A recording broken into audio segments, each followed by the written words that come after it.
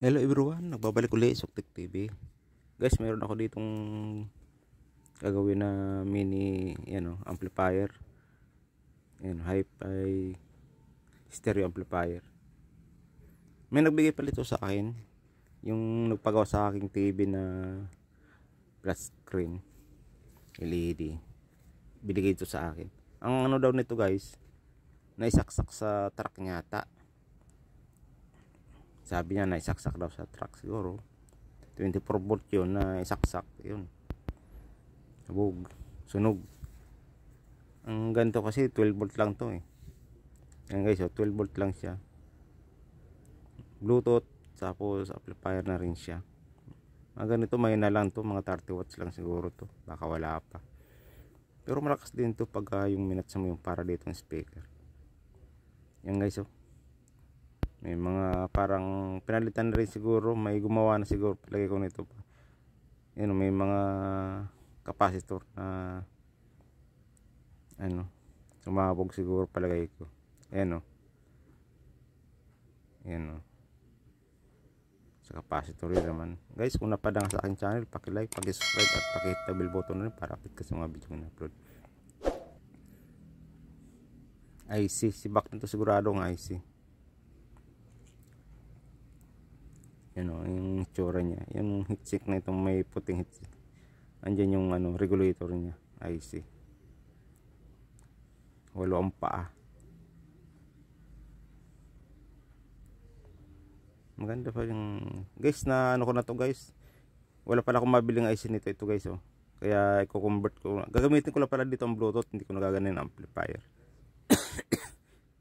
Yan ano lang yan, ng cellphone charger.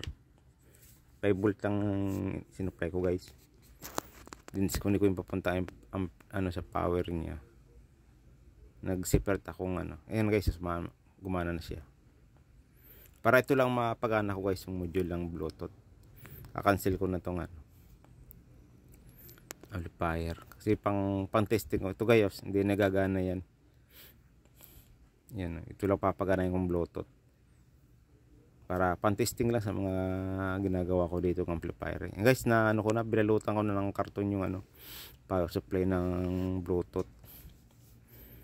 Tapos yung out nung Bluetooth, yung papunta lang sa dun sa RCA jack.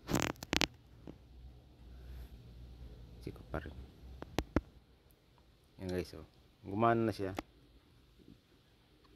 Bibili ka rin kasi medyo mahal. Maganda kasi ang tsura nitong Bluetooth nito. Yan, ito yung ginawa kong out papunta na sa amplifier. Testing ko muna para testing kung okay.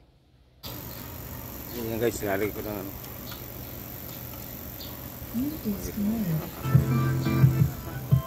guys, gumana na siya guys.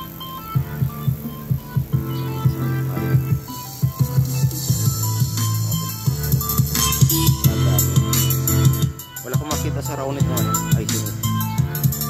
Siguro set ko pa rin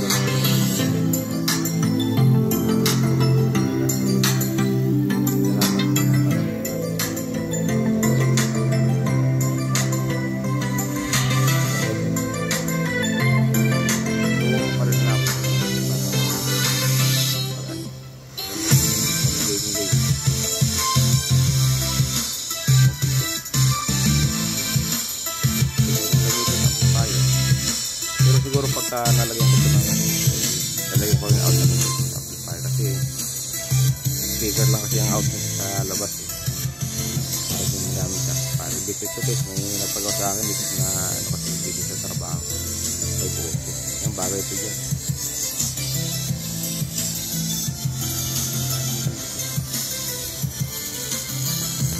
mga gamit kukubera ko rin siguro guys tapos yung pan-testing yan na 12 volt na po ito guys. Siguro nagkamali o baka naisaksak talaga nagamit sa 24 volt kaya ganoon ang nangyari.